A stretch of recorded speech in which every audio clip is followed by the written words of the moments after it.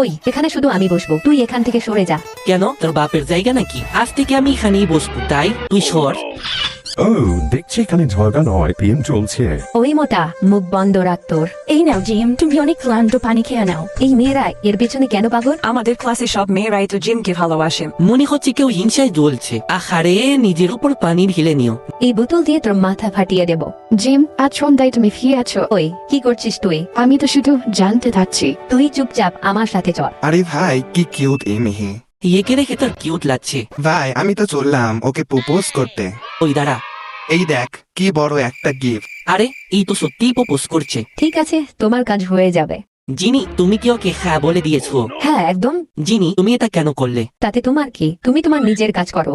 জিনি, আমি তো তোমাকে ছোটবেলা থেকেই পছন্দ করি। সরি, আমি কখনো বলতে পারিনি। আসলে আমিও তোমাকে পছন্দ করি। সত্যি? যদি তুমি আমাকে পছন্দই কর, তাহলে আরানকে হ্যাঁ বললে কেন? ও, ওই গিফটটা তো আমার জন্য নয়, আমার বান্ধবীর জন্য ছিল। জিনি তুমি কি এটি রুমিকে দিয়ে দেবে? ও, কিন্তু আমি তো তাকে দিনের বেলায় চাঁদ দেখিয়ে দিয়েছি। Mini Bangla drama